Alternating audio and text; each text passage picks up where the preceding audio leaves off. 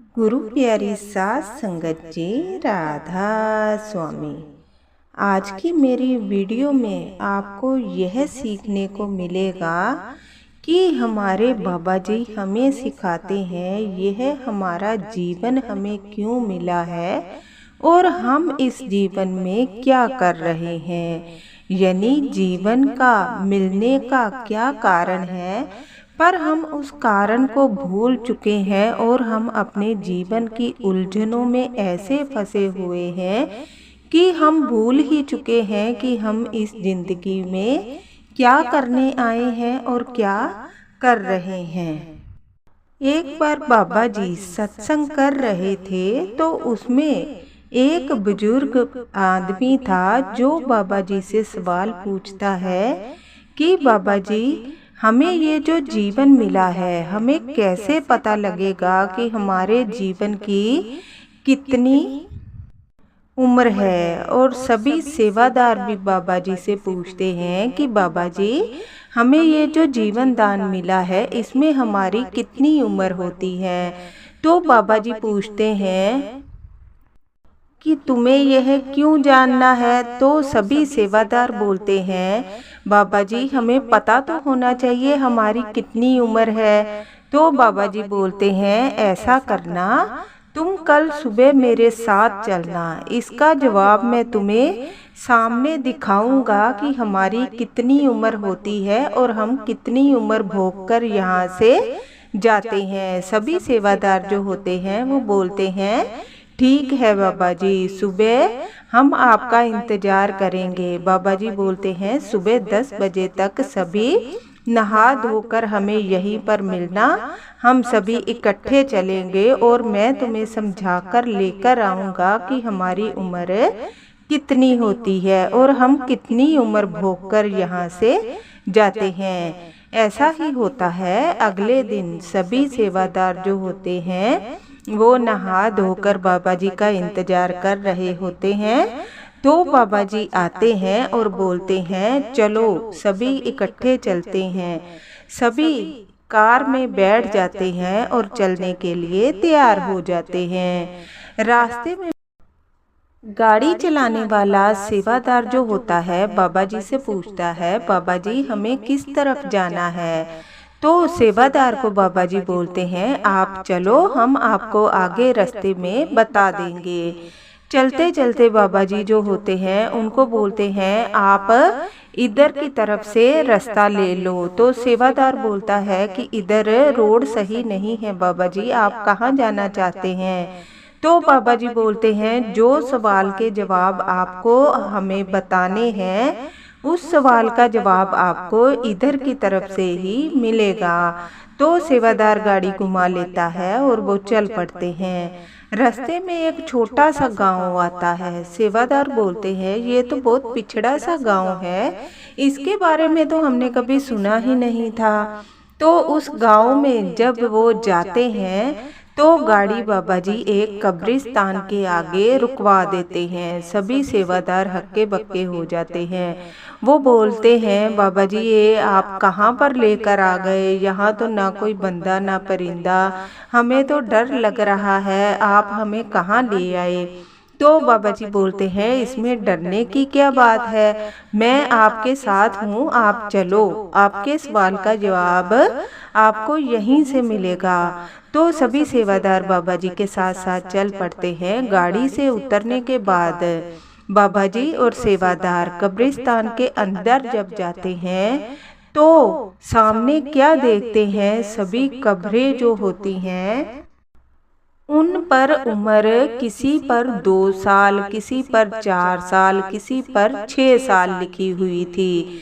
तो सभी सेवादार बाबा जी से बड़ी हैरानी से पूछते हैं बाबा जी ये तो जो गांव है तो छोटा सा पर बहुत अजीब सा गांव है, यहाँ पर क्या कब्रिस्तान में सभी बच्चों की मृत्यु हुई है क्या, यहाँ पर सभी बच्चे ही हैं, सबकी उम्र किसी की 2 साल, किसी की 4 और किसी की 6, इससे ज़्यादा तो किसी की उम्र ही नहीं है। तो बाबा जी मुस्कुराकर जवाब देते हैं वो सामने एक बुजुर्ग इंसान बैठा है चलो मैं तुम्हें उनसे मिलवाता हूँ। तो वह जब जाते हैं तो बुजुर्ग इंसान को हाथ जोड़कर प्रणाम करते हैं। तो वो बुजुर्ग इंसान था, बहुत सत्संगी था, भजन सिमरन वाला था। बाबा जी को हाथ जोड़कर नमस्कार करता है और दोनों बैठ जाते हैं। सभी सत्संगी हैरान हो रहे थे क्योंकि उनको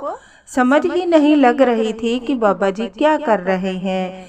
तो फिर बाबा जी सभी सेवादारों को बोलते हैं, आप इनसे सवाल पूछो कि यहाँ पर सभी की उम्र इतनी कम क्यों है? सभी क्या बचपन में ही सबकी मृत्यु हो गई है? यहाँ पर कोई उम्र भोग कर नहीं जाता क्या? तो सभी सेवादार बुजुर्ग इंसान से जब सवाल पूछते हैं तो जो बुजुर्ग इंसान होता है बाबा जी की तरफ देखकर मुस्कुराता है और बोलता है, नहीं, यहाँ पर सभी अपनी उम्र भोग कर ही जाते हैं, पर हमारा जो गांव है वहाँ पर एक नियम बनाया गया है। तो सभी सेवादार बोलते हैं, ऐसा क्या नियम है यहाँ पे? तो वो बुजुर्ग इंसान बोलता है, यहाँ पर एक ये नियम है कि जब इंसान अपनी उम्र में जब नामदान लेता है, भजन सिमरन करता है, जितना भजन सिमरन किया होता है, हम उसकी कब्र के ऊपर उतना ही साल लिखते हैं। जैसे किसी ने जवानी में नामदान लिया, कितने साल उसने नाम का जाप किया, उस हिसाब से हम उम्र उतनी ही गिनते हैं जितना किसी ने नाम का जाप किया हो। तो सभी सत्संगी बहुत हैरानी से उसकी तरफ देख रहे होते हैं। फिर बाबा जी समझाते हैं, बेटा असली उम्र जो होती है वही होती है जो हम भजन सिमरन को देते हैं, क्योंकि हमें इस धरती पर इसीलिए जन्म दिया गया है कि हम गुरु का नाम जाप करें, 84 से बचे। पर जब हमें जन्म मिल जाता है तो हम इस चक्रव्यूह में ऐसा फंस जाते हैं, घर गृहस्थी में ऐसा फंस जाते हैं कि हमें नामदान ले तो लेते हैं, उसे जपने के लिए टाइम निकालते ही नहीं हैं।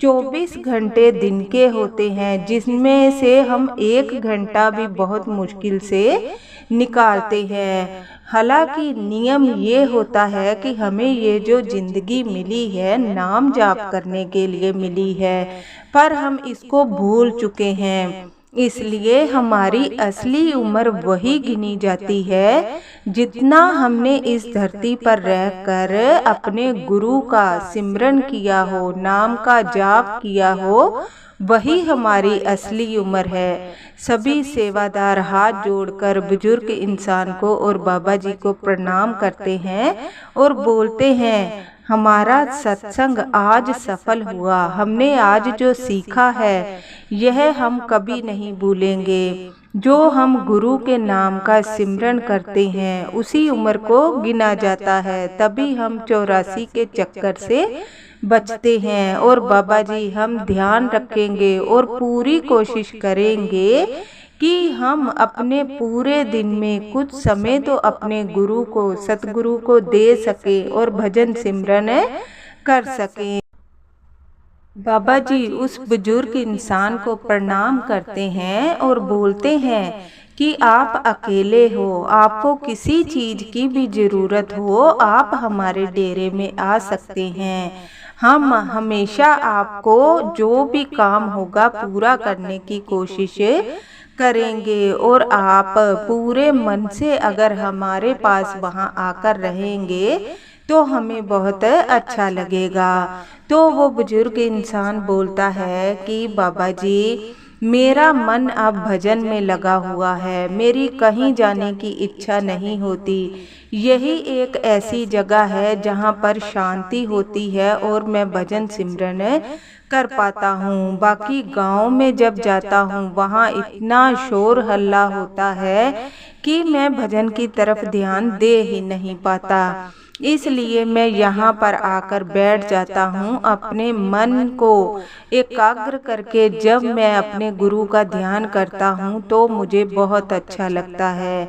इसलिए जब भी भजन सिमरन करें वहाँ पर करें, यहाँ पर शोर शराबा ना हो, पूरे मन से करें और अपने सतगुरु का हर समय धन्यवाद करें कि आपने हमें इस जीवन को दिया है।